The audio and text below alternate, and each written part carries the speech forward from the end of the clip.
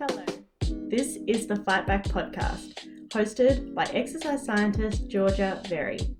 Here you'll find a series of honest conversations about martial arts and mental health. My guests and I explore the statement that every martial artist has heard. Martial arts saved me. How and why do combat sports save people? Listen to find out.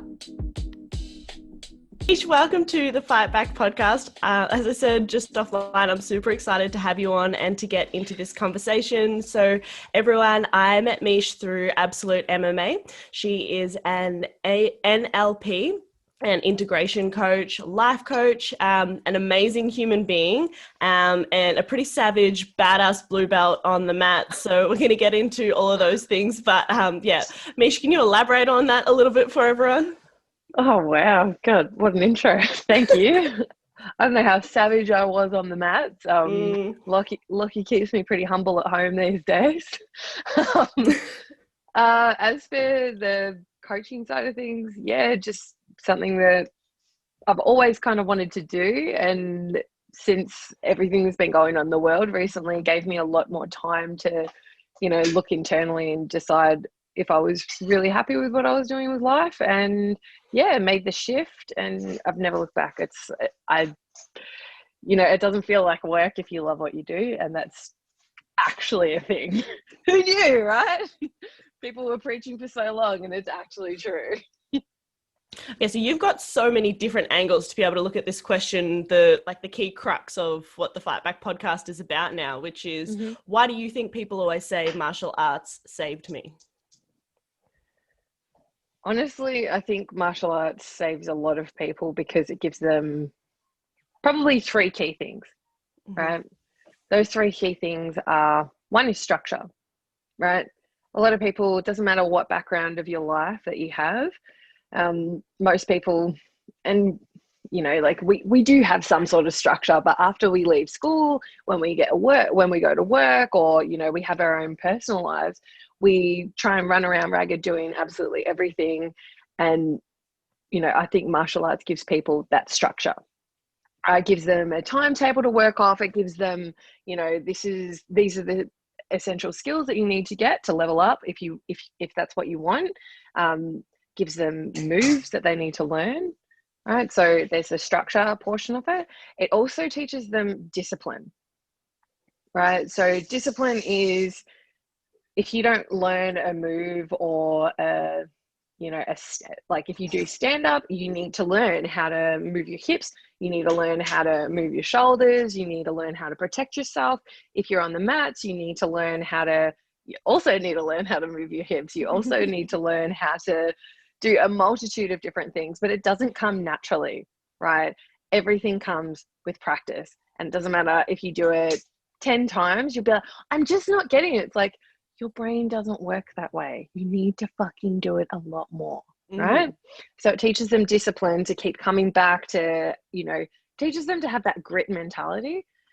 And the third thing that I think it gives people is respect, because we meet people from all different walks of life on the mats, and it teaches us to respect one another. And whether or not that saves people's lives, I think you meet people from different backgrounds who everyone gives on the mat. I don't give a fuck who you are. Like, every single person that you train with, whether they're a fresh white belt, they're coming in and they're giving themselves to you. They're giving you their trust, and they're saying, I don't know what I'm doing right now. I'm looking to you as a leader. I'm looking to you as someone who's going to look after me and teach me, right? I'm looking to you as a teacher. It teaches you to respect your coach. Like, if everyone in the class didn't respect their coach and shut up while they're talking, we wouldn't learn anything, right? It also teaches you to respect the higher belts, because if you don't, they will fuck you up. Oh, so true. That's my take on things, like why martial arts saves people. I think it gives them elements of life that they haven't known that they needed to look for, but they're the keys to success and growth in life. Yeah, a structure came up in our last episode, actually, with Chloe, who's a researcher. So she looked at how karate can be used to help break down gender. So yeah, it's interesting that that one keeps coming back up and up again. It's funny how some people kind of say like they don't need structure or want structure, but we all want to have some kind of like thing to follow, progression to be able to track. And what about you? So let's start at the start. Why did you start jiu-jitsu? Sorry, my video's just gone shit. Am I back? Have I got you? Not yet. Sorry, babe. No, you're right. I should have reception. The worst thing about being here, the only bad thing about being here is the reception. Come on. I can hear you. Oh, there you are. Oh, there you go. There you are. I got you. Beautiful. Why do I think... Why did you start jiu-jitsu? Great question. I thought you might have asked me this, and I started thinking about it this morning when I jumped into my cold shower. So I started initially because a guy that I used to work with, he was actually my boss at the time. His name is Cameron Byrne. I'm pretty sure he's a brown belt now, but he's an awesome dude.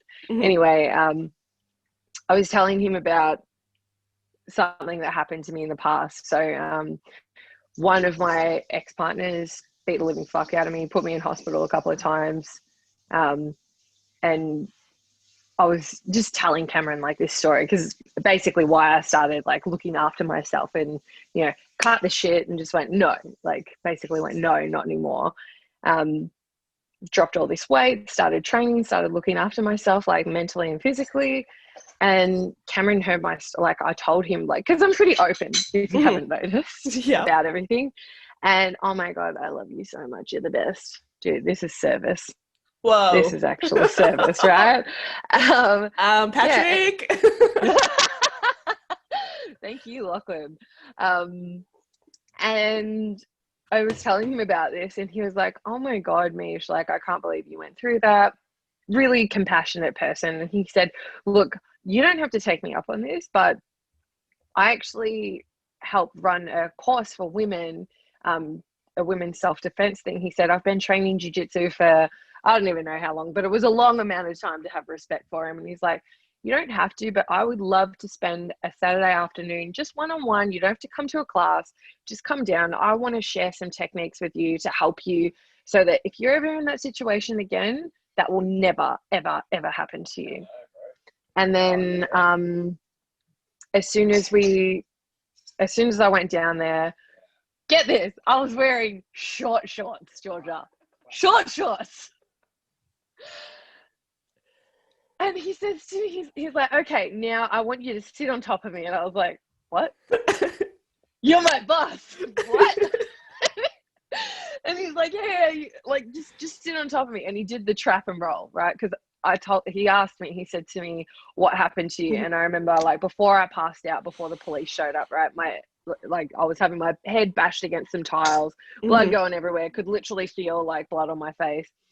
Fuck. And this guy had, you know, he had his hands around my throat and he was choking me, right? And I don't know if you've ever been choked by somebody like that or, you know, before. Like, we've all been choked in jiu-jitsu. I'm not sure if you've ever gone out before, but, you know. One time, Vera. Oh, no. You see all those black dots start to come off? And Cam's like, explain to me what happened. Oh, my God, dude. I love you. Thanks, look. And he says and you know, I just had this vision and Cameron said like, he asked me what happened. I told him that and he's like, fucking hell, man. She's like, lay down. He sat on top of me and he taught me how to trap and roll. And I just burst into tears. I was like, are you fucking kidding me? Like, Georgia, it took me 3 weeks for my eyes to not be bloodshot because the blood vessels in my eyes and my face, like when you get choked out properly like that, because of how much strain it puts on your body and your blood vessels, like you have blood vessels break in your face, right? And so my whole face looked like, I don't know, like just covered in red, like all these little red spots on my eyes. It took weeks to recover. So like, I'm laying there just like, are you fucking kidding me? Like that's all I had to do to get out of that situation. And I'm a human being and I don't even know how to defend myself. I was like, this is not fucking good enough. right? This isn't good enough. And more women, like I have a responsibility as a future leader for women to know how to fucking defend myself. And he said to me, he's like, look, I think you did really well, Mish. Like you took to it naturally. He was probably bullshitting, but it made me feel confident. Yep. And he's like, oh, you know, I think you're really naturally good at it. I run a class every Monday night. I'm trying to get my sister. I already knew his sister.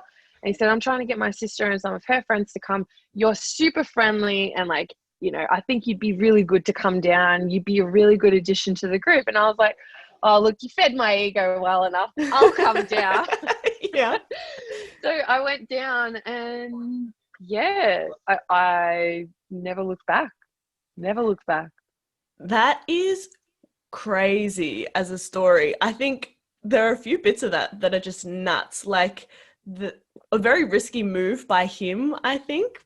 I guess your personality type and the way I guess you would have responded to something like that is different to the average person maybe, but like no one could have blamed you if he had put you into a situation like that close quarters, especially when it was that fresh, and you would have just freaked out and been like flashbacks, reliving it, like that. Oh, dude, all the trauma responses, and hated him forever.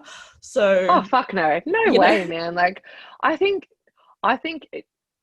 you've got to, when you introduce people to martial arts, especially people who have gone through a significant amount of trauma, you have to prepare them, you know, like you've got to, and you have to also, there's a dichotomy, right? You've got to know the person enough to want to help them, but you've also got to know the person enough to know that they're teachable or able to be helped, right? There's a very thin line. But I don't know, man, like after it happened, honestly, dude, like the day after it happened, I had to go to court. Oh, no, was it the day after? A couple of days after? It was the day after I got out of hospital. And I had to go to court to like to do like a full intervention. I'm not sure if you've ever had to do anything like that, but when you have an intervention against someone, you have to go to court straight away. And I'm sitting in this court, and you have an interview right before you go to court. And I've, you know, because I was super embarrassed. Like I had 2 black eyes, like my eyes were fucking closed, and I don't know. I was super obsessed with my appearance at the time, and I was just, and yeah, I used all this makeup, and I walked into this little interview room, and this policewoman was the one who was interviewing me, and she looked at my case, and she looked at me, and she was like, "I can see the marks on your neck.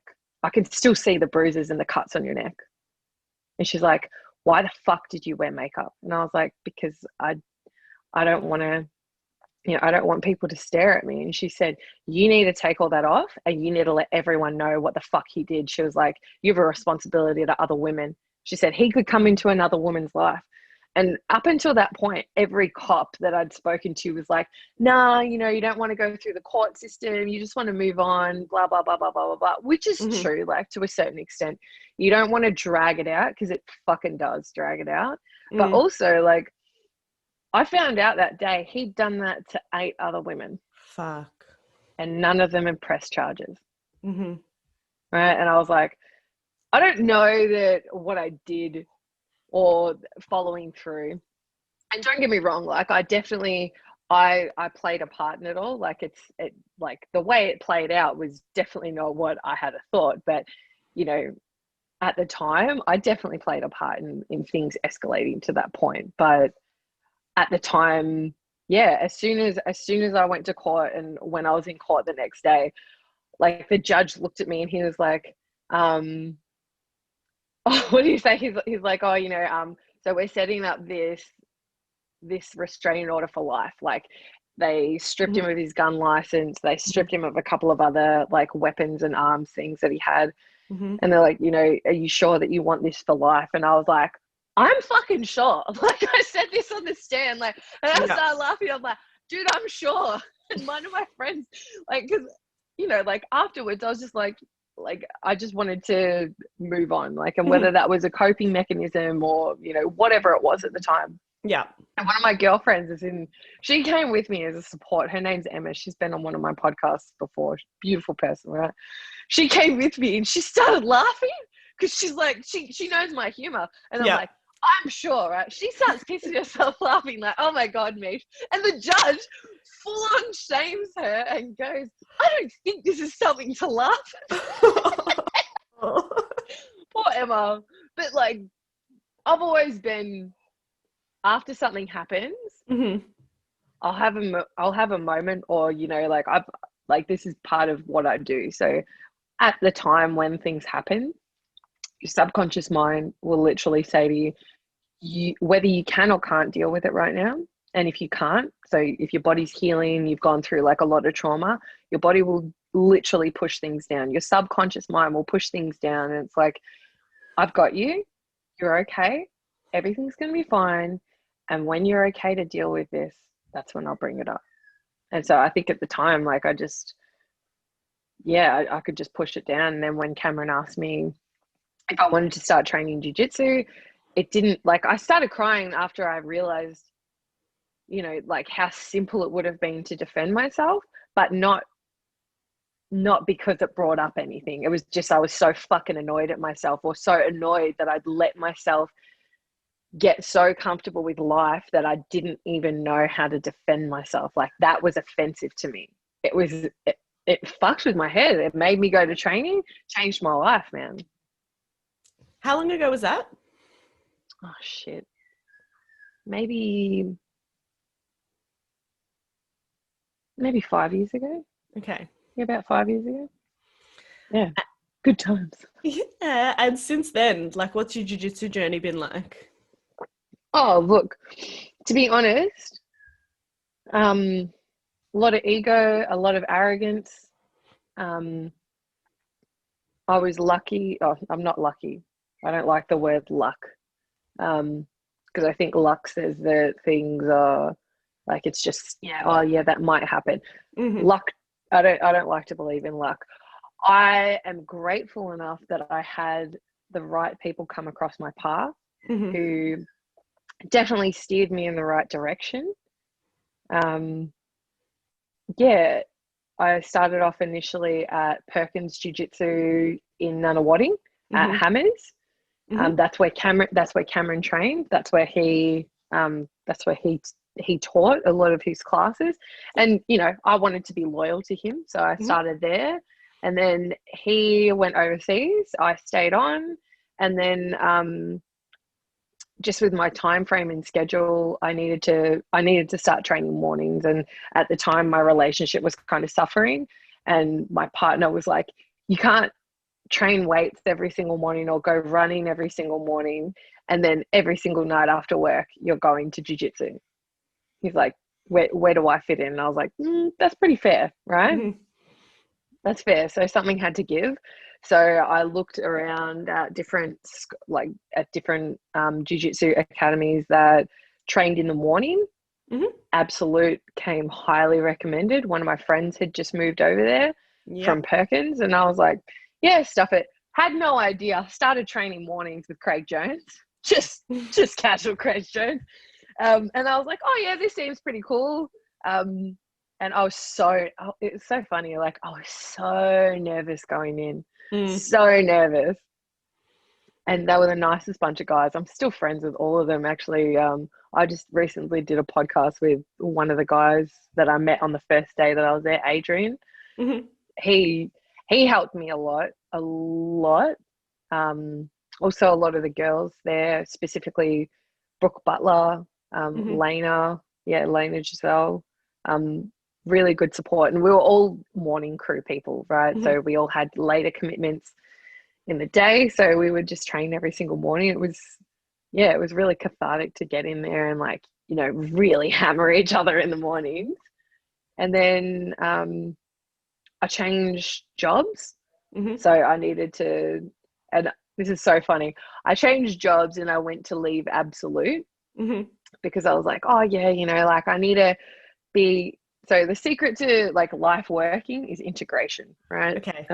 Which is what I do. So try and make sure, that you work where you live, or you live live close to where you work, so there's not a huge gap. And also find a place where you can train and be consistent. Any of the places that I tried around where I lived, I was like, nah, Not at all. I just, Mm-hmm. I didn't, you know what it's like when you come Mm-hmm. into a new martial arts school, and it doesn't matter what martial arts you're doing. If you don't vibe with the teachers or with the tribe there, it's never going to work, because your subconscious mind's like, I don't want to go back there. I know I Mm-hmm. like to be consistent, but I don't want to go back there. So, um, I drove all the way into the city after work because I was Mm-hmm. living out in Oakley at the time. Yep. And April was on the front desk, and I was like, hey. And she's like, I thought you left Absolute. And I was like, well, I think I need to come back. And she's like, okay. she's like, we won't make you pay the joining fee. Like, she hooked me up. And then I walked Yeah. into the class, and I walked up to Tiago, and I was like, hey, Tiago, so I've decided I'm going to start training here now. I used to train, and he knew I used to train. Oh, I don't know. He seemed like he knew that I used to train at St Kilda. Mm-hmm. And I was like, is it okay if I join in here? And he's like, Meesh, we love you. You're always welcome here. And I was like, Of yes, I'm course you do. home. Yeah. I think it's such an important thing that keeps coming up too with choosing a martial arts school. Um, Mm, for everyone who listens to the podcast with trauma, who's looking at like a way to escape through martial arts, that has mm, tried one place and it didn't stick, or mm. one place one time stuck and then other places subsequently haven't, and you think it's you. It's not you, it's the school. Like, definitely. So keep trying and like figuring out I think where is the right place for you. What it's do you just fun. reckon? It's just finding out. Well, look, there's two parts to. Oh, speaking of, absolutely. Um, speaking of, We I should don't get know, like, kickbacks for sure. right, kickbacks for sure, sponsorship. Um, I don't know. I think there's two sides to that coin. Hmm. So one side is it's finding a school and people that you can vibe with. Yeah. But the other side is also something that I've just focused on recently. I've been Hmm. doing this a program by a guy named Ty Lopez. Okay. He's a multi billionaire, very successful entrepreneur. Hmm. Someone that you want to kind of learn from, right? We want good Yep. role models, good mentors. Hmm. And in one of the last videos that I watched the past few days, he talked about, um, people say that they can't find mentors and they can't find teachers.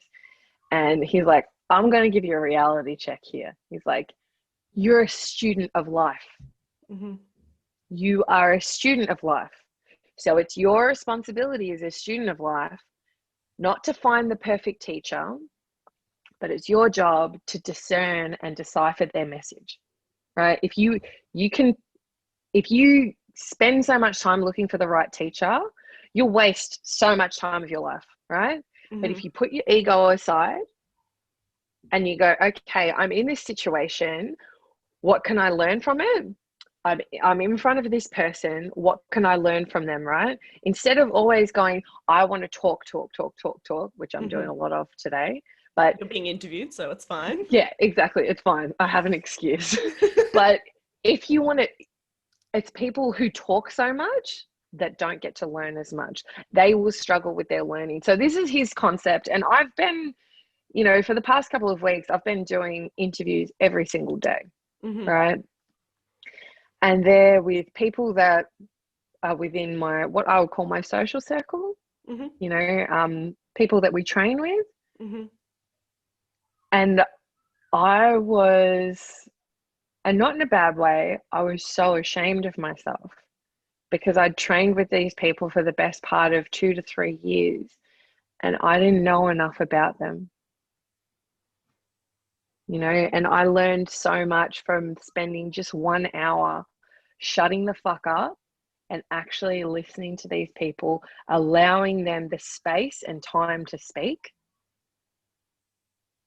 And I was just like, I can't believe how amazing all these people are.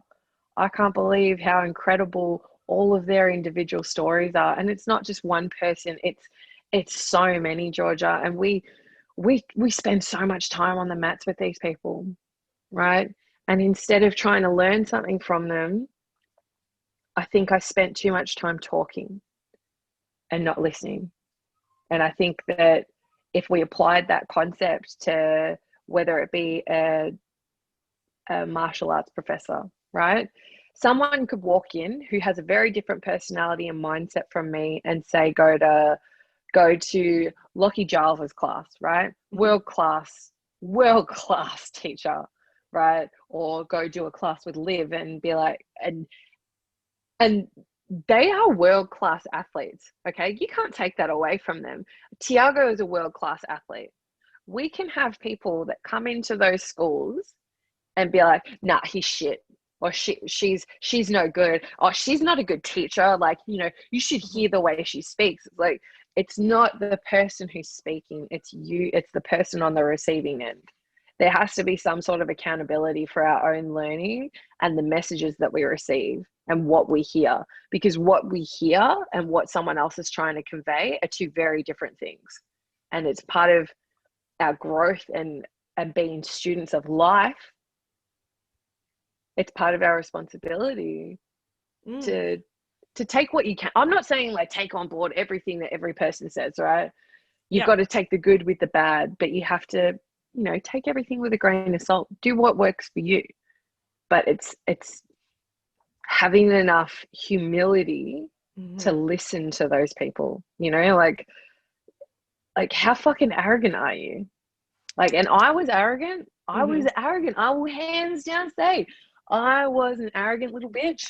Like I thought I was like, oh, no, they're not a good teacher. I'm not getting that from them. All through school, man. Like I had some people who dedicated their lives to teaching people, to educating. What did I get from them? I got what I wanted from them or what I chose to get from them. What's your practice now to keep that front of mind? Is it like a thing that you meditate on in the morning? Do you have little prompts around to be like, shut up and listen? Like, is there a process for bringing more of that into your day-to-day?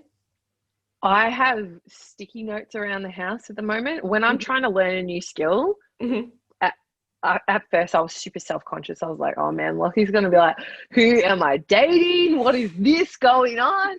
And he was so supportive. Because when I'm trying to practice something and I'm trying to bring something to the front of my mind, like humility, I've been working big on judgment and letting go of judgment, right? Because I think that, like if I'm trying to let go of things, I have to have it at the front of mind. Specifically, so when COVID started, Lockie and I were like, oh, we should train with each other, blah, blah, blah, blah, blah. We trained with each other probably about 5 or 6 times. And after every single training session, I found a reason why he was hurting me. And he was, you're not helping me. You're not doing this. You're not doing that. He may have been doing all of those things, but I probably wasn't listening enough. And I was letting my own ego get in the way. And I thought I had a long think about it.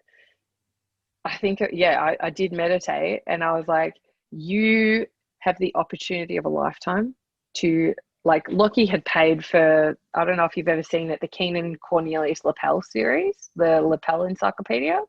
I haven't seen it, but yeah, an instructional, a good one. Dude, yeah, right. So he's a world-class athlete, champion. Lockie paid a lot of money for it. And I was like, nah, I don't want to learn it. Right? Like I cracked the shits and I was like, I don't want to do that because it wasn't what I wanted to do. And then I went home and I meditated, and this is before we were living together. And I was like, like he doesn't even want to train with me. He's just selfish, blah, blah, blah, blah, blah. And then I was like, hang on. You're being selfish. Jiu-jitsu is all about leave your ego off the mat. Where was my ego? My ego was very present on the mat. And I was like, fuck. And so the next day, I got to Lockie's house and I was like, hey, baby, do you want to train jiu-jitsu? And he's like, oh, yeah. And I could see like he wanted to train, but he was like, he knew that I was like, it was just difficult for us at the time. And I said to him, I know I've been difficult. I know that things have been difficult. I didn't like, he was being difficult too, but that wasn't the time for me to point it out. That's not, and I knew that wasn't going to help the outcome that I was trying to achieve. So I said to him, and we can do the lapel stuff. And he was like, really? He's like, yeah, all right, let's set up the mats. And he he gets out. And at the time, like I think I left my blue belt at Doug and Susie's because I've been training with Susie a bit. And he was like, and I was like, it's okay. I don't have my belt. And he's like, oh, I've got an old white belt. And I was like, that's fine. I'll wear the white belt. And he was so cute. This is actually so adorable. And he's like, nah, babe, like I appreciate you wanting to train the lapel series with me. So he tied his blue belt on me. And honestly, doing that with Lockie and like both of us, like, and I could feel points where like he would go too hard, or, you know, I could feel my ego coming out. And it was having it in the front of my mind that I am the only person holding us back from leveling up, right? If I give a bit more space, and if I be a better partner, like not only jiu-jitsu partner, but a better like loving partner, if I show a bit more love, if I show a bit more space, I noticed that he gave me back just as much, if not harder. And I was like, what the fuck, man? Like, what am I doing? You know, am I just wanting to feed my own ego, or do I want to succeed with my partner and watch him succeed too? Oh, fuck me, Meesh. I feel like you're talking to me. Oh, you know, he doesn't listen to this podcast, and I don't care even if he does, but God, we've struggled training together. Like, for anyone listening who doesn't know, so Patrick's much better at jiu-jitsu than I am, very athletic. And I'm just constantly trying to like prove that I'm on his level, which is retarded.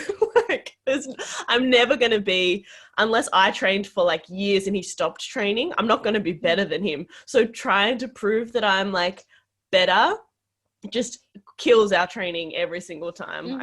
I can definitely learn a lot from you. This is why I love doing this podcast. I don't even care if nobody listens to it. Like, I just get so much out of doing all these episodes. But yeah, as you will know from your podcast, so that's a nice segue. So let's talk about all the stuff that you've got going on, because you said COVID prompted you to make a change, but you've been making changes obviously since 5 years ago. Like last year, I always loved watching you doing like the little jar thing where you had like compliments to yourself every day. Like, you've been doing all this self-work for so long. Like, let's talk about some of that. What? Dude, that jar. So I started working for a company, and I met I swear to God, I met the most beautiful person. Like, her name is Yanni, and she's the one who created that jar for me. Baby, can you please close the door? It's cold. Anyway, moving right along. Yeah, and I met Yanni, and I'd just been through full. I promised I was going to be honest, and I think that I'm not saying this for, you know, I've got to stop preempting like everything that I fucking say. I had a really shit year last year. Now, I take accountability, like full accountability, for a lot of shit that happened last year. But it was a really fucking hard year, Georgia. Like, really fucking hard year. Just before I started working this new job, just before, I'm not sure if you remember, what's the Super BJJ competition? Yeah, I think I know the one you're talking about. Yeah. So even before nationals, right? Just before nationals, I was super diligent and I wanted to train. I wanted to win, right? And I had a lot of help. Doug, April, Hannah, all the girls are absolute. Like, everyone came together. Susie, everyone gave me their time. Was like, you know what, Meesh, we'll band behind you. If you want to achieve your goal, we're going to help you train to get it, right? Just before nationals, my dad went into hospital, got diagnosed with, like, they found tumors at the front in his frontal cortex, and all down his spine, like lesions all down his spine. He was in the Alfred. I was going to see him every single night because my mum lived on the peninsula, and it was super difficult for her. She was struggling. My brothers both have kids, and I was, you know, determined to be like, I need to see my dad. Like, I thought to myself, if I'm in hospital, what would I want to happen? Baby, close the door. It's good, but fuck. Look. Baby, can you close the door? Yeah. Okay. There we go. Don't leave prawns out, guys. They're seagulls. Um, so yeah, I was struggling at the time. I met somebody, and I won nationals, and in between that time, I'd met someone and started dating him. Stupidly, got pregnant, and I found out 2 days before the Super BJJ competition, and I wanted to talk to the guy that I was involved with at the time, and I don't know whether this was a lie or not, but at the time it certainly felt like it. The night that we were supposed to meet up and talk about everything, he was posting on social media and he was out drinking with his friends, and then he told me that he didn't answer his phone, he didn't reply to my text messages because he lost his phone in the back of a cab. And then the next morning, the morning of the Super BJJ competition, he messaged me and said, hey, sorry. Oh, no, he didn't message me that morning. That whole day, I was like, holy fuck. I didn't know what to do, right? I was kind of losing my mind. I was freaking the fuck out, stressed out, and my body was just fucking going through shit, right?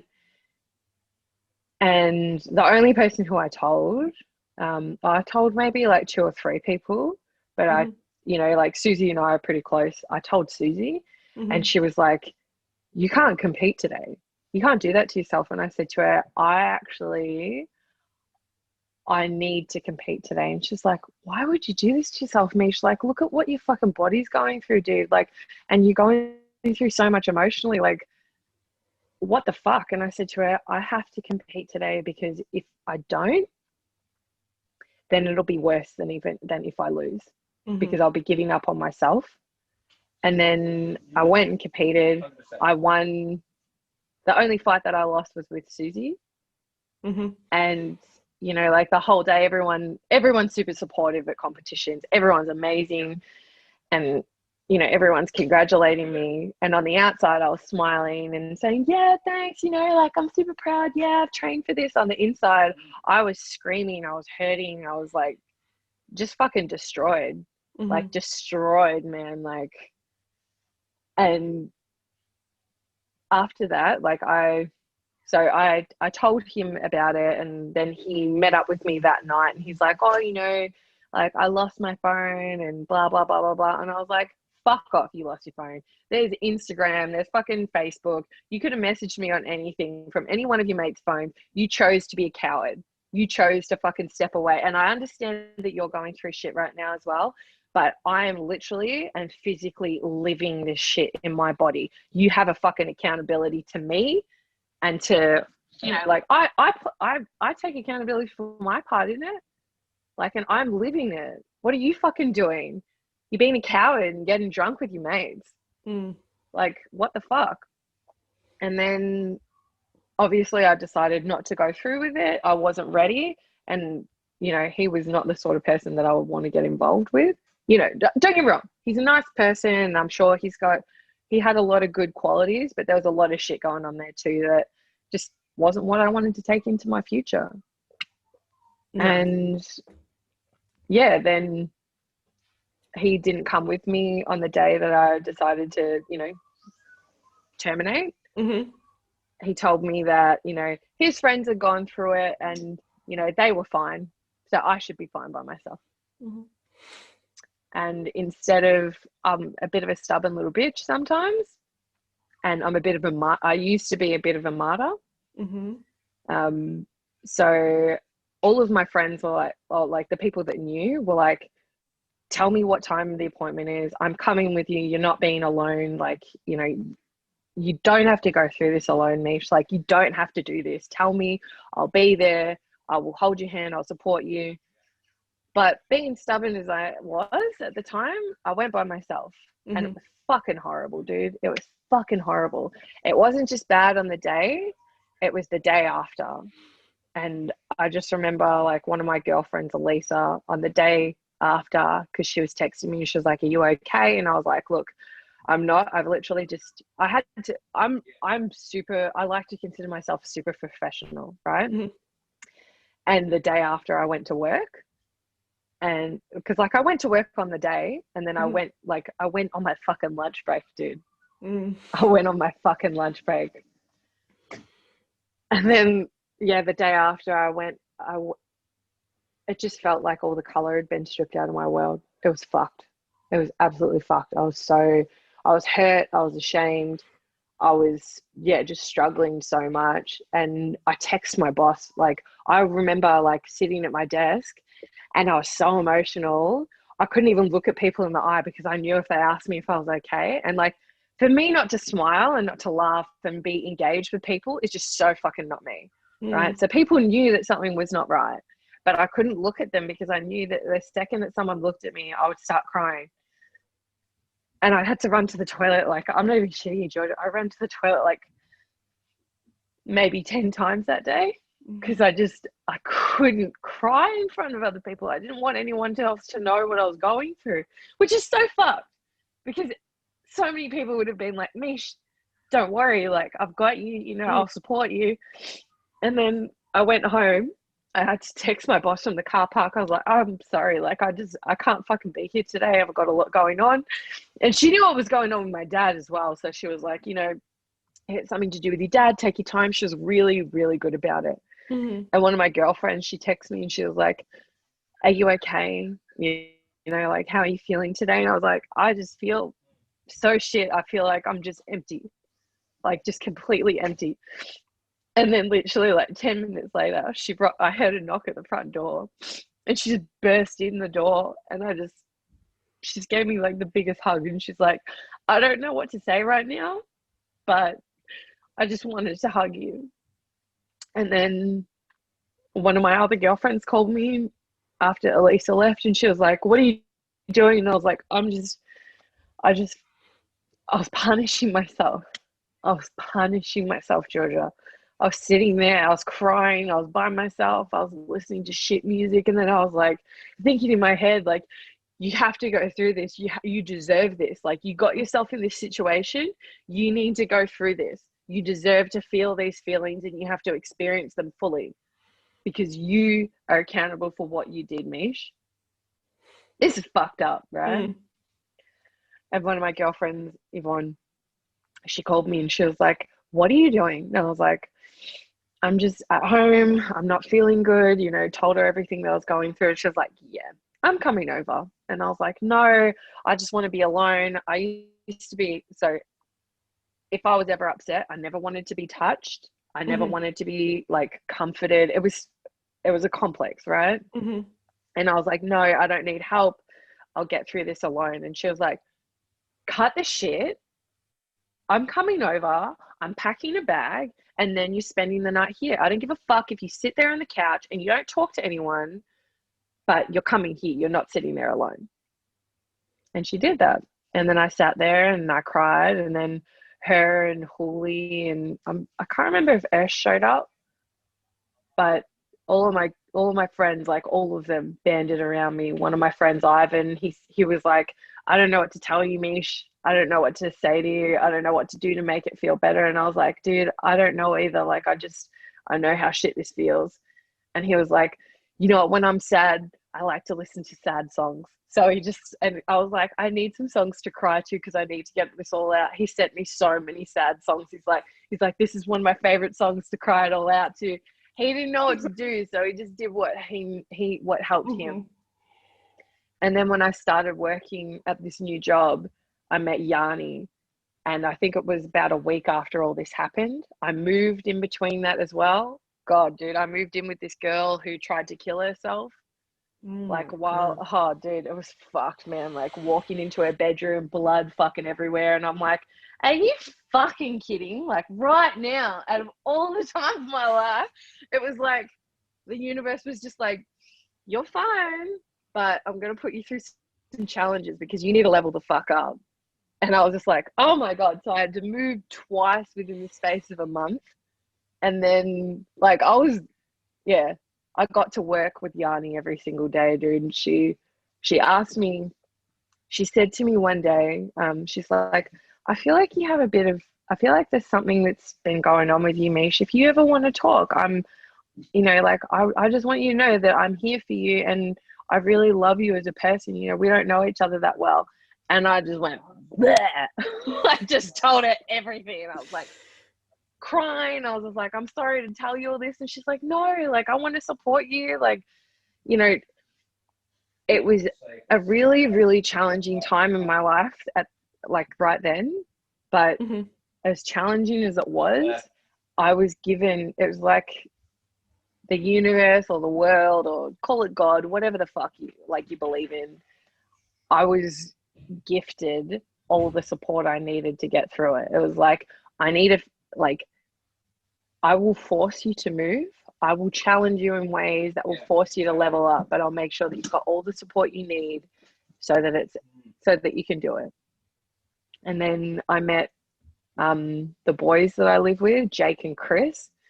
And when I went to like the little house inspection, they were like, oh, so where are you moving from? And I was like, I was so exhausted. I looked at 20 houses that morning because I had to be super like fucking on it, dude. I needed to move like ASAP.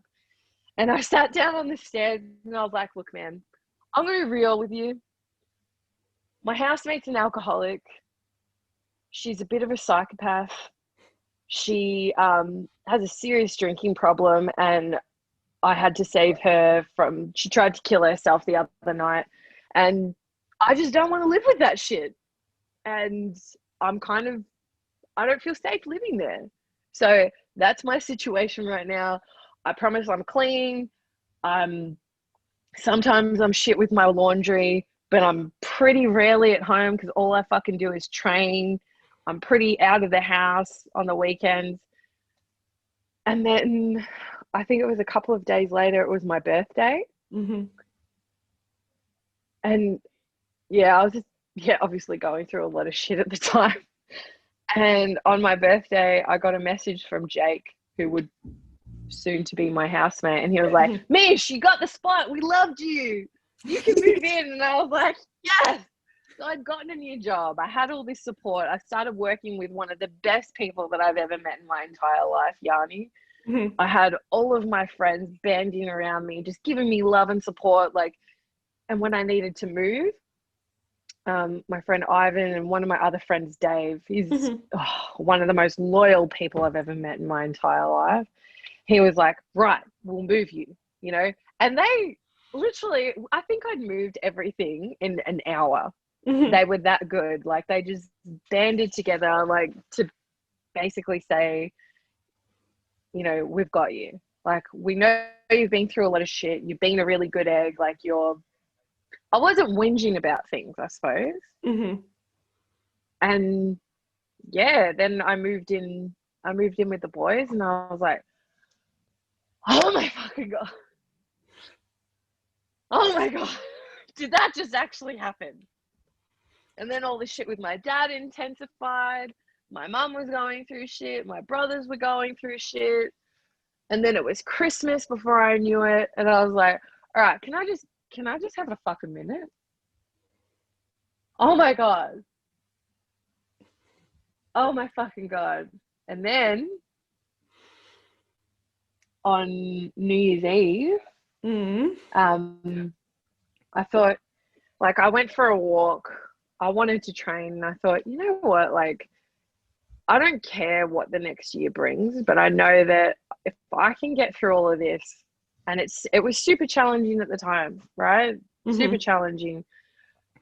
But I was okay because I had all of my friends. I was okay because I had people there, people at training who supported me no matter what, who just gave me love and, yeah, just that emotional support. Like, and it was really hard for me to reach out for help.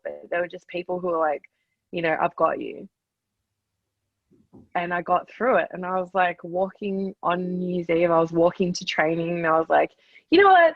Life's pretty fucking good, Mish. Like, you're in a new house, you're about to start the new year, like, whatever comes your way, you've got this. Like, you've been through so much stuff in your life. Like, not that things have happened to me. I believe that things happen for you. Like, and view that however the fuck you want, man. But like, I was determined to not become a product of the things that happened to me.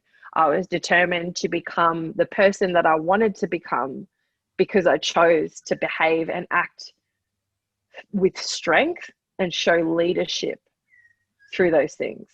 And I got to training on New Year's Eve and I was like, fuck yeah, this is like an awesome day. I'm going to have like a really good time. And then I was pretty tired and I was like, nah, next year I'm going to be I want to be a world champion. I want to play on a different level. And then I think I had 2 rolls left. Mm-hmm. And I was sitting on the sidelines. I was like, fuck, man, I'm pretty wrecked. Because I think it was like 34 degrees that day. Probably. And I looked at the people on the side of the mat, like thinking, oh, do I want to roll again? And I looked at Lockie and I was like, nope, huge dude, covered in tattoos, nope. And Tiago looks at me and he looks at Lockie. He's like, Meesh, are you injured? And I was like, no. And he's like, Lockie, are you injured? He's like, no. He's like, good, roll together. And I'd never rolled with him before. I was like, who the fuck is this tattooed dude? Like thinking, judging him, right? Going, who is this fuck boy? I don't know who he is. Nah, I don't want to roll with him. He kind of looked like he just had this, you know, I just judged him. And Tiago's like, good, roll together. And then I was like, oh, hey, sorry. And Lockie's like, nah, that's all good. And I was like, do you want to start on top or bottom or what do you want to play? Slapped hands, bumped fists, and we were just laughing the whole time. Like, he was so fun to roll with. I had a really, really good time. And I was like, what the fuck? This is so cool. And I was like, I can't believe we've never rolled together. He's like, I know, right? And I said to him, I was like, dude, how long have you been training here? You know, just went back and forth. And he said to me, he's like, what days do you normally train? And I was like, I don't normally train this day, this day, this day. He's like, that's why I haven't seen you. He's like, you know what? I'll train at night one time. You know, we'll try and train together again. And I was like, okay, cool. Like, and there was just this different energy. And I was like, wow. And then he's like, come here, we'll take a photo together. And I was like, okay, like, you know, like all pumped up because, you know, that's how I am, like just super fun. And I try to be super fun, just having a really good time at training, like laughing the whole time I roll all of the time. And he's like, yep, let's take a photo. Took a photo and I was like, dude, you are so fucking awesome. I had the best time. And he's like, yeah, fuck yeah, you too. He's like, I had a mad time. And I was like, okay, cool. I was like, what's your Instagram? And he gave it to me and he's like, we're rolling again. And I was like, yeah. And then we kept looking at each other. Like, I don't know, like he was giving me like this all, you know, this little sultry look. And I was like, I kept staring at him and I was like, who is this guy? And that night, I went to my girlfriend's house and everyone was like, woo, yeah, let's have a big New Year's Eve. And I was like, fuck no, dude. Like, I'm not having a big New Year's Eve. I am determined to just chill the fuck out with my closest friends, with like 5 people who were super close to me and just be like, you know what, man, you guys are the ones that got me through this year. You're the ones that fucking helped me survive whatever the fuck this year was. And then Lockie and I were texting all night. And the next day, like all the next day. And yeah, my housemates were having a huge party that day. And you know, they'd asked me and I was like, yeah, man, of course. Like, I don't give a shit. I'm super chill. And then after New Year's Eve, I was just like, nah, man, I do not want to go home to a party. And I was still texting Lockie and he sent me a photo of his dinner and I was like, thank you very much. I'll be over soon. And he's like, okay, what time? And I said, oh, see you at 7. Motherfucker sent me his address. And I was like, oh, no, I have to go. And I get to his house and we start talking. He's super open, just asking me all these questions. And I'm pretty open, like always been an open book. Starts telling me, oh yeah, we just start sharing all this shit. And he shows me his little library and I was like, oh my God, I've really wanted to start reading, but I've just been a bit of a I've been a bit of a shithead, and you know, I say I want to do something and then I never follow through with it, right? Remind you of anyone? Most people, right? That was a huge thing for me. And he said to me, he's like, you can borrow any book you want anytime. And I was like, done. Jocko's, I think it was Extreme Ownership and something else. Yeah, that book. And he's like, good book. And I was like, dude, I need this right now. And he's like, all right. He's like, you can borrow it. And I was like, dude, I'll bring. And I had a look through the book and I was like, man, I'll finish this in a couple of days. And he's like, you think? And I was like, yep, I will. And 2 days went on and I finished the book and I gave it back to him. And I was like, I need another one. And he's like, wow, no girl that I've ever spoken to or chilled out with has ever read any of the books that I've given them. He's like, okay, next book. And he gave it to me and I kept like reading them and I was like writing all these notes and I was like, dude, what have I been doing with my life? Like, yeah, I'm driven, I'm determined, I've got goals, but was I actually achieving them? No, I wasn't.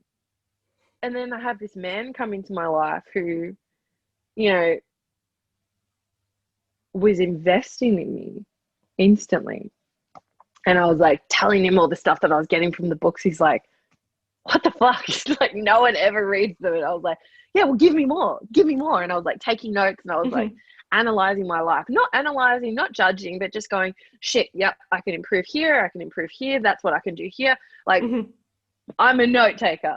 Yeah. Right? Huge note taker. And then I started to think about things and I was like, dude, there's so much other shit that I hadn't dealt with. Yeah, that I knew was there. And I was like, the only things that are holding me back in life is me. And that's not good enough for me. That's not a good enough excuse. If I was going to, you know, practice what I was learning from Jocko and good people like that, you know, I had to have extreme ownership. I had to have accountability. And if I'm not moving, if I'm not where I want to be in life, then who's responsible for that? Me. So then I started doing a lot more study, spending a lot more time like looking at my behaviors, looking at my reactions.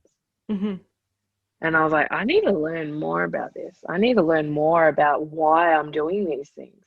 And the more I looked into it, the more I found. And the more I found, the more I applied. And when I started applying things, it was like instant changes. Instant changes. Like, you know, being able to train with my boyfriend. Right. And I'm not sure. And like almost every person that I'd spoken to who was in a partnership with, you know, their like with a training partner, a potential training partner, had the same things as me. And I was like, fuck man, so I'm not alone. All right, cool. How do I work this out? How do I improve? How do I get better? How do I work on my ego? And then I started reading into different ways that you could really open up your consciousness, really challenge your way of thinking. And there were 3 sort of clear paths. One is healing your emotions, right? So clearing up your subconscious mind. So that's why I started studying NLP. That's why so NLP is neuro-linguistic programming. And then while I was doing that, I started reading up on different meditation methods. One of my girlfriends introduced me to a book by a guy named Joe Dispenza, Dr. Joe Dispenza. Yeah. Which one? The oh my god, what is it called? I don't have it at the moment because I've loaned it out to someone. Breaking the habit of being yourself. Yeah.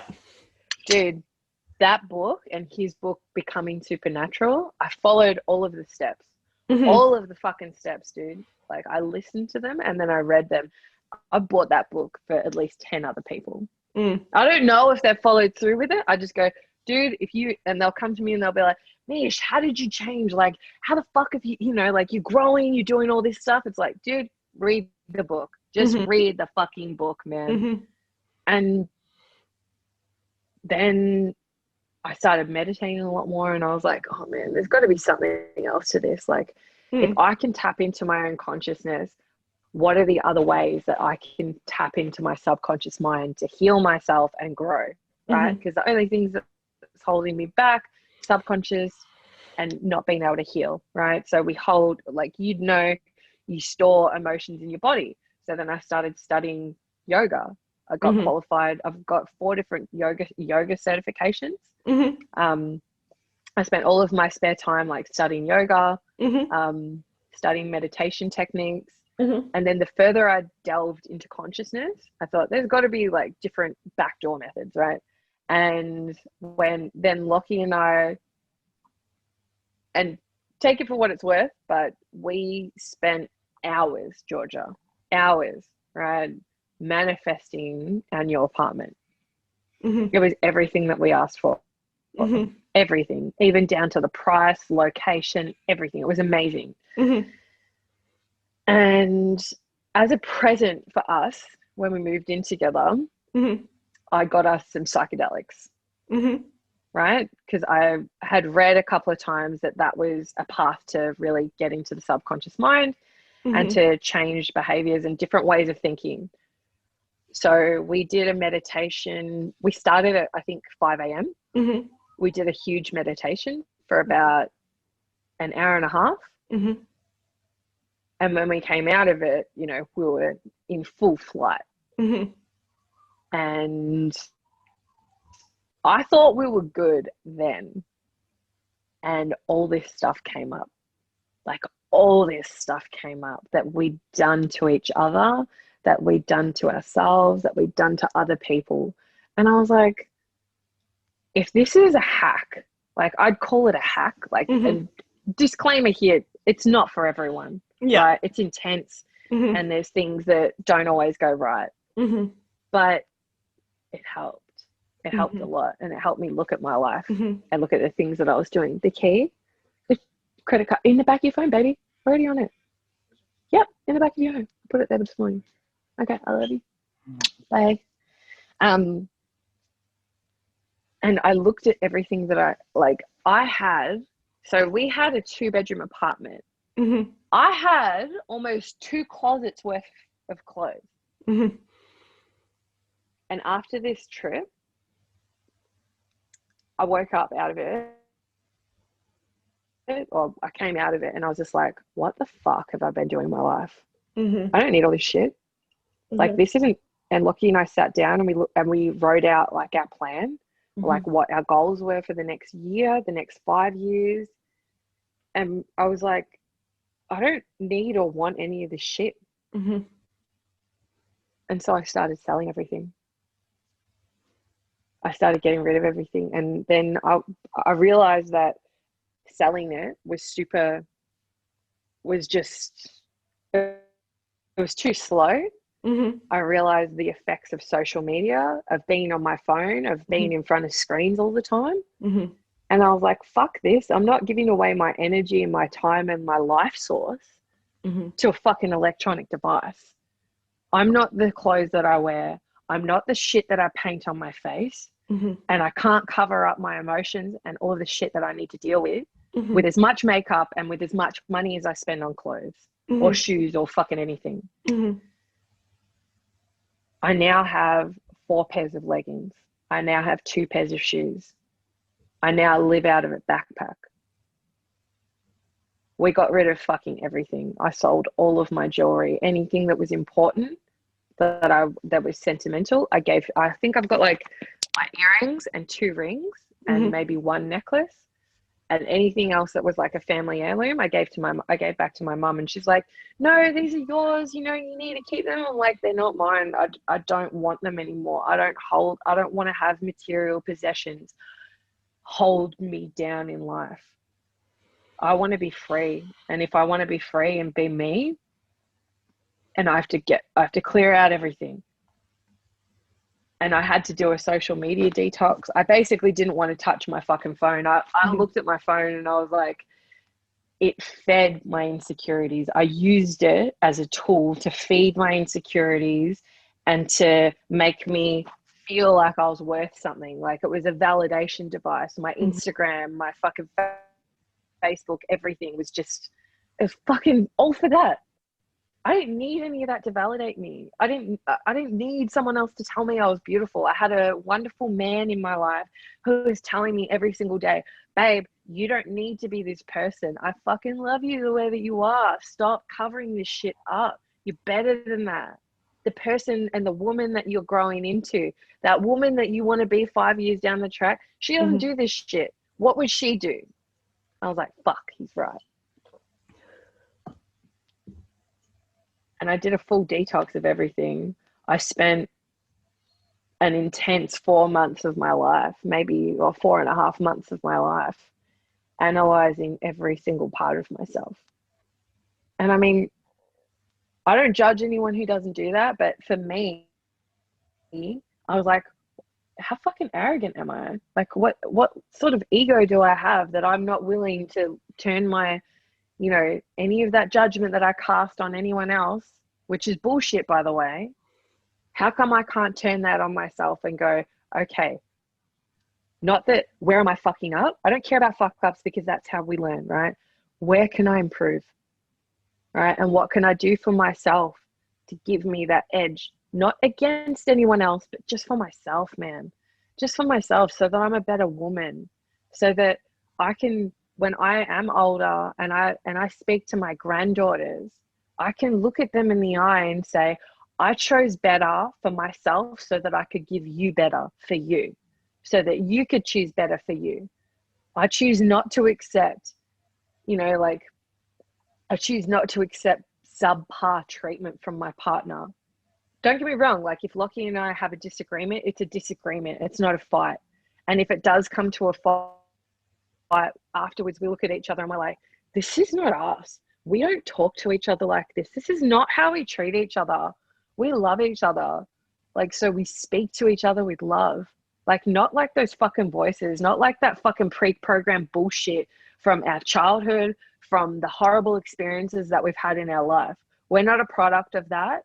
So we choose every single fucking day, dude. And it's a choice. And sometimes it's easier than other days.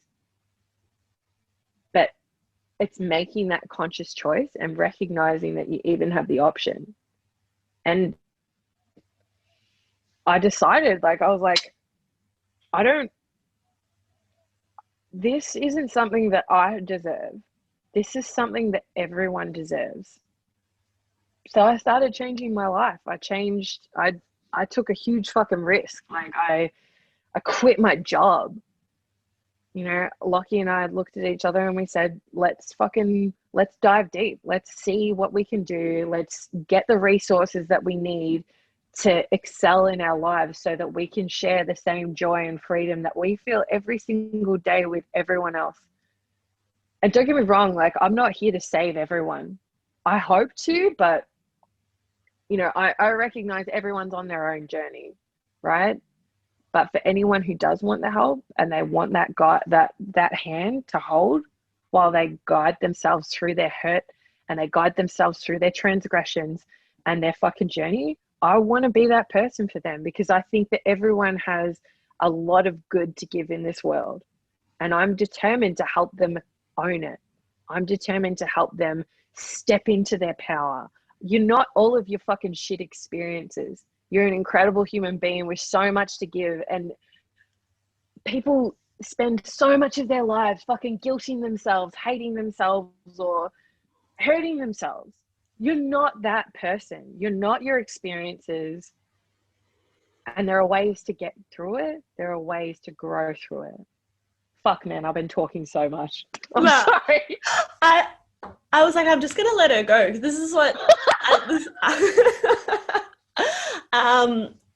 you know, I think we're all super self-conscious, and so sometimes it's hard to just let yourself speak, but that is a really great story for people to hear about what you're getting to now. And we'll get into the project that you guys are working on and sort of what the future's gonna look into a little bit. But I guess coming back to the core of what this podcast specifically is about, you know, like, I think, and I say it, and the more and more people that say it slightly differently, the better of an idea you get. But there's just something so special about the community that you have in all kinds of combat sports. Like in jiu-jitsu, like you said at the start, there's so much respect and trust in people. In order to be the kind of person who is a training partner, you just can't be a piece of shit, you know? otherwise you don't last long.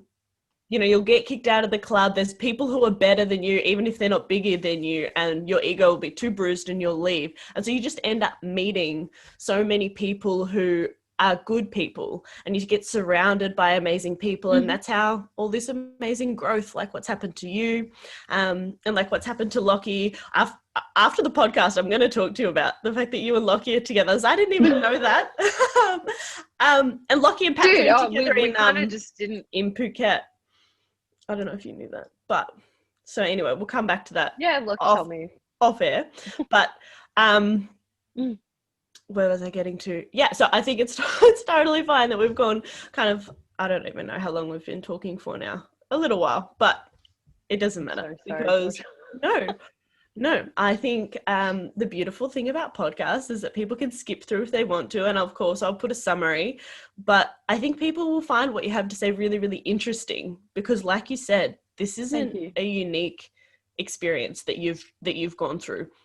Some of the elements of the specific situations have been unique to you and have been very intense. But I think that people struggle with knowing that they are not their experiences and knowing they are not their thoughts. Like I bawled my eyes out for hours the other night because I couldn't distinguish myself from my thoughts. And Pat was just like tapping me on repeat and being like, you are not your thoughts. You are not your thoughts. And I was like, but they're all so real and I think they are and I'm a piece of shit.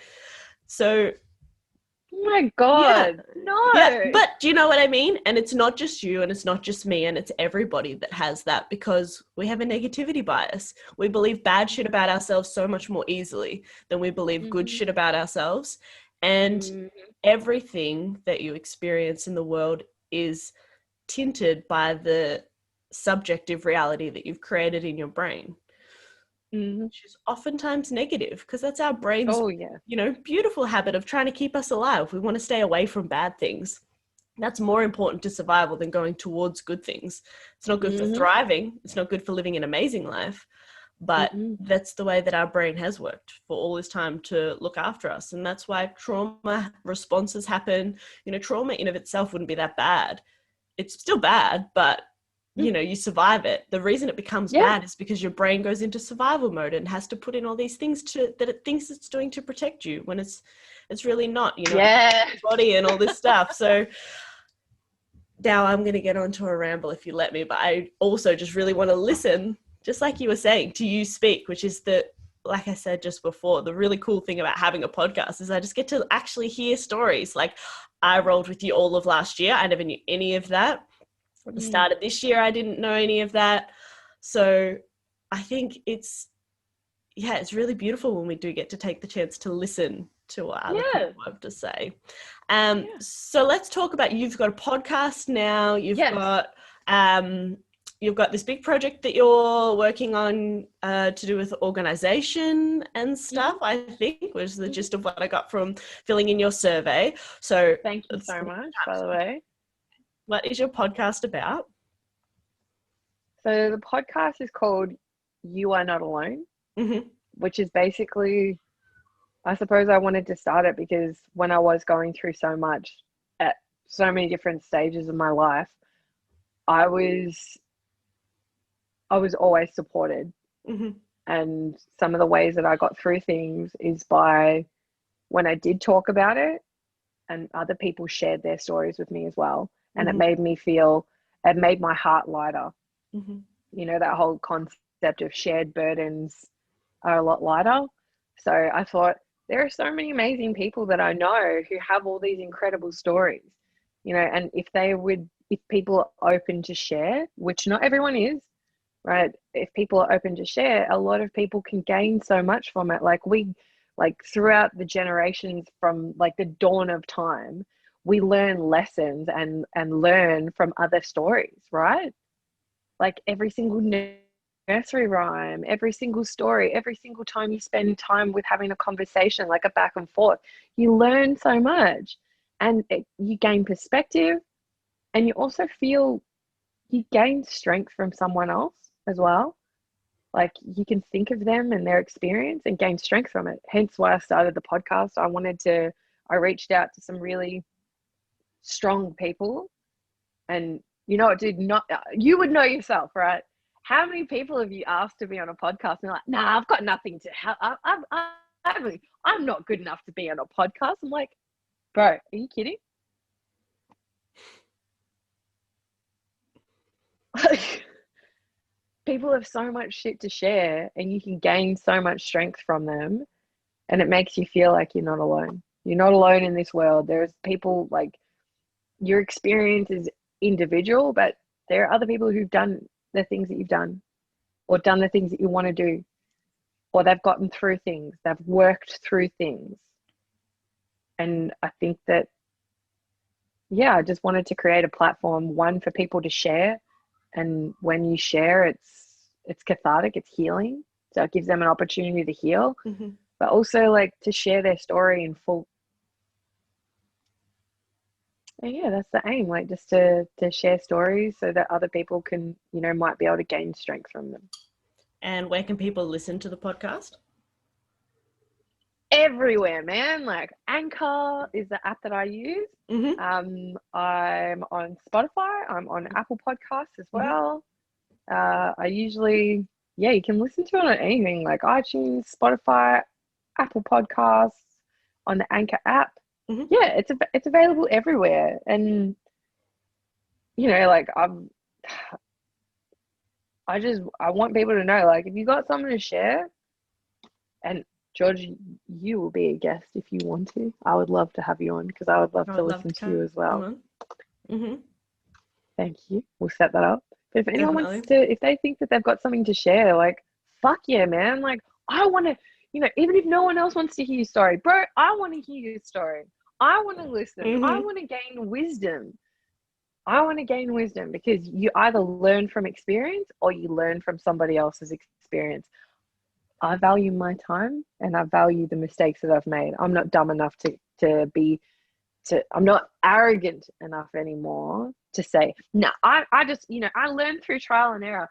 Bitch, I don't want to learn through trial and error. I'm happy to learn through someone else's experience, man. And what about the work that you guys are doing, the email surveys that you're collecting at the moment? What are you asking from people, and what are you hoping to achieve?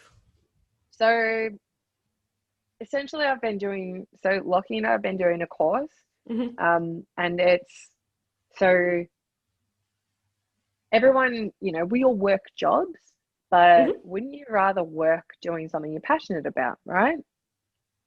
And I like helping people, right? I like using my own personal skills to help people, right? So that if I can help them or teach them anything, so that, like, skills that add to their life, so that they're more capable and they can live happier, freer, you know, calmer lives, which everyone deserves, then fuck yeah, I'm going to help them do that. Hence why, so one of my things that I'm really good at, I'm super organized. I'm very, like, I'm organized, but there's a little bit of chaos, right? So, and it's something that I've done as a job for a really long time. Like, I was a project manager, coordinator. I've been an assistant for a very long time, and that's what I'm good at, you know. I like helping people. I'm like, no, give me all the shit stuff. I'm good at organizing it. Or I teach people how to organize themselves. I'm like, this is actually how you should structure your time. You don't have to, like, I've had people that I've interviewed, Georgia, like one guy, he was telling me that he woke up at 3 a.m. because to check his email inbox, because he was stressing out about work so much. I was like, dude, it's probably not a good thing. Like, you need to get control of that shit, right? I had a girl who told me that she had a panic attack because she had too much work on her plate, and she was stressing out. I was like, you know, you can talk to your boss, right? And she's like, oh, but I'm scared I'll get fired. I'm like, so get fired. You don't want to work for a company who, if you tell them you're stressed out and they fire you, like, people, no one will judge you. No one will fire you. And if they do, they're not the type of employer that you want to work for. Like, speaking up, like, 99% of the time, people want to help. And if they know that you're struggling, they will do what they can to give you the resources to help you. right? But why, my thought is, why, instead of waiting for it to get to that point where you need to ask for help and, you know, your ego kind of gets in the way of you asking for help a lot of the time. Mm-hmm. So I decided to do a bit of research and see exactly where people need help. Mm-hmm. What are they struggling with? And if that's in that area that I feel super confident and knowledgeable in, if I can put together some sort of framework or course, and instead of going blah blah blah, these are the concepts, go, okay, these are the concepts and these are the actual skills, this is exactly what you need to do to improve this part of your life. There you Mm-hmm. go, my gift to you. Mm-hmm. Enjoy, go live a happy life. So Love it. hence doing a shit ton of research, a Mm-hmm. shit ton of interviews. Mm-hmm. Oh man, and it's intense and it's meeting after meeting, but it's super valuable. Mm-hmm. Like, and getting those responses, having those interviews, getting people to fill out that survey for me, like, it's going to help me so much, because instead of just going, I think I know best, I'm going, I need to learn what everyone needs help with. So once I learn that I can truly help and truly serve people, you know, like, make a genuine difference in the world. Like, everyone, you know, we all want to make a difference with what we think, but until we take the time to ask the questions and listen, we don't actually know. Hence why I'm doing all this research. And eventually it'll turn into something that will, you know, not be my version of how I think that people should learn, right? I'm not being that teacher who's like, you'll listen to the way I teach, right? I'm going, okay, cool. This is how you need to learn. How can I best adjust my delivery and adjust my skill set to give knowledgeable, effective skills to people? So yeah, that's what I'm doing. That's my project. So if anyone is listening and thinks maybe I want to have a look at how my organization is, even if you think you're like A1 at it, I think that filling in a questionnaire like yours, apart from the fact that it's like a nice selfless thing to do, is just like to help someone else out, and you'll feel great for the rest of the day because you've helped out like a really good, genuine person. But also it's kind of like, I think, in, for example, in meditation, you could try and meditate on how's my organization like, and your brain's probably going to wander quite a lot. But if you just fill something in, it's almost like more targeted self-reflection, Yes. which is so useful for you. You'll benefit from Yes. filling in something like this, just from the fact that you'll go away and you'll go like, maybe that is actually more of an issue for me than I thought. And maybe it's not that like I'm going to end up buying a product from Meech like one day, which maybe like would be great. But maybe it's also just, or maybe I'm going to read a new book and then I'm going to level up my life that way. And then I'm going to be a bit happier, you know? So if you're thinking like, yeah, maybe I would fill that in, I'll put the link to the, I think it's a Google Doc in the, Yeah, it is. in the show notes here, and just click on it, spend Thank you 10 so minutes much, of time, Georgia. do some self-reflection. Not that many people listen to this podcast because it hasn't blown up yet. But like I said earlier, I kind of really don't care because I get so much out of chatting to people like you. Thanks, babe. I do too. Like, and that self-reflection, like, that's probably the most valuable tool that we have. Like, the most valuable tool that we have. And, you know, like, self-reflection, and when shit comes up, like, it's having that ability. Like, not everyone has that ability to self-reflect and go, like, even just the pure act of going, oh, am I organized? Am I a nice person? Or when was the last time I was kind? When was the last time I did something nice for myself? Oh, how do I achieve my goals? How do I break things down? The simple act of thinking about it and recognizing the way that you attack things. Everyone's got their own different methods, right? I'm not saying that there's one right or wrong way, but the more you think about it, the more conscious you are. The more conscious you are, the more you have the ability to make adjustments. I think, you know, like, everyone, especially in the martial arts community, like, we can all learn so much from that. Like, it helps you attack, like, you know, if you have goals, right? So, for example, Lockie and I were like, okay, cool, we finished the lapel encyclopedia and we're really stoked on it. Like, it's highly recommended to anyone. Like, Jesus Christ, like, my God. I was, oh, dude, like now, like Lockie's 100, he's been my ISO project, by the way. So Lockie was like, oh, I don't want to be skinny anymore. I want to put on a lot of weight. I want to put on size. He is so big now. He's like, I swear to God, Georgia, he's like 110 kilos of just muscle. He was so lanky. I know. He doesn't fit into his quads are that big now. He bought a pair of shorts when we first got together. And now they're too tight on his quads. And his like, you tap on his quads and they're like that, man. So he's been my ISO project. So I've pretty much just been feeding him. And he's massive, right? And he's a tall dude too, right? So imagine me, like, I'm tiny and stocky, right? So like, going against him, I'm like, oh, this is really hard. With the lapel encyclopedia, I give him trouble, right? And he's been training a lot longer than I have, and he's so much better than me, but I give him trouble. So we thought, what can we attack next? How can we get better again? And we were like, maybe we should focus on like people who are like the best in the game. So we bought one of the Danaher back. I've been doing that one. Yeah. Dude, game changer, right? How does it? Oh, I have so many mind maps based. I could show you. Oh, they're not here. Oh, dude, send them through to me. I want to see. I love seeing like other people's. I'm a note taker. I'm a big like mind mapper. But like, just learning like that, like going, ooh, how do I learn? Lockie learns. He's a kinesthetic learner and he's an auditory learner. I can't. I have to watch something, right?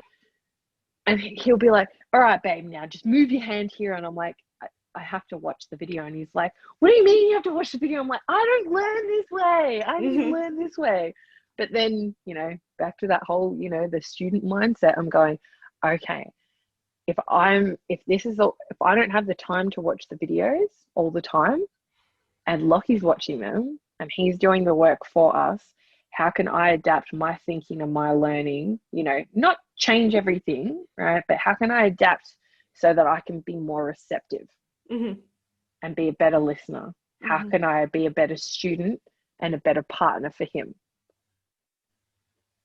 It's just the 1%ers, like how do you level up? You don't level up by making a huge fucking change. Like, no one has to sell all their shit and try psychedelics like I did, right? Like, I'm not recommending that. But, find out what works for you. Make the small changes, the small increments through your life, like changing your habits, looking at things from a bird's eye view, not judging yourself, but going, ooh, where can I adapt? Fuck, man, I keep going on tangents. I'm sorry, Georgia. I was just thinking, like, I think that's almost like a perfect place to wrap it up, because I could clearly talk to you about this all day. Oh, dude. But I will end the podcast. And I guess if there's any of these topics that we've started to speak about and then got distracted and gone on tangents that people want more about, like, we'll do another episode. We'll do a short video series. Like, if anyone needs anything, like, please, it's COVID. We're in Melbourne, so if anyone doesn't know, that means we can't do shit else. We can't train apart from with our boyfriends. So please, we've got time. If you've got something you want help with, and it's something that Meesha said has really resonated with you, then we'll get her back on and we'll talk more about it. But for now, I think we'll wrap it there. Yes, dude. Otherwise, I will talk all day. And babe, thank you so much. I'm so proud of you for doing this for yourself and for other people. What you're doing is amazing, Georgia. Like, you should, seriously, man, like, I am super proud of you, and you should be proud of you too. Because, like, it doesn't matter who listens to it. It's just that you're doing something that you love. That's what matters, babe. And like, I'm going to listen. I'm going to start listening regularly to your podcast. And you know what? I'm going to keep plugging it for you as well. And I can't wait for you to come on mine. Yes. Let's organize it now. All right. I love you. Let's end this. I love you. Bye. Bye. Thank you so much for listening to the Fight Back podcast. Please give me a like on YouTube, leave me a review wherever you listen to podcasts. Thank you to Nari for the beautiful song Shape Me, which is heard at the beginning and the end of this episode. Nari wrote this song about Shape Your Life, which is a boxing program for self-identified female survivors of violence in Canada.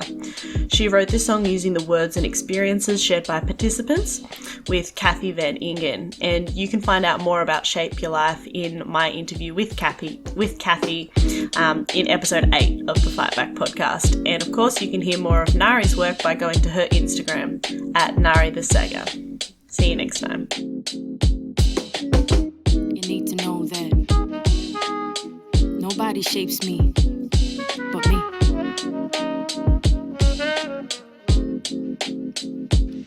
Don't gotta tell you what my name is, I don't gotta explain it. Walk in the room, hear a boom erupting like I'm famous. I'm here shedding shells, I'm shameless. I fear nothing, no complacence. Walk too many tight ropes with no hope, so I became this poster they hold over all the heads of trauma holders.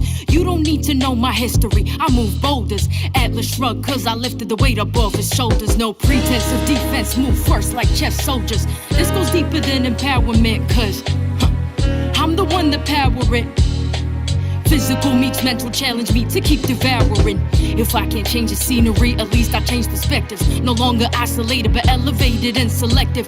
Darkest places become beautiful spaces. This is where rage meets patience, meets power meets gracious.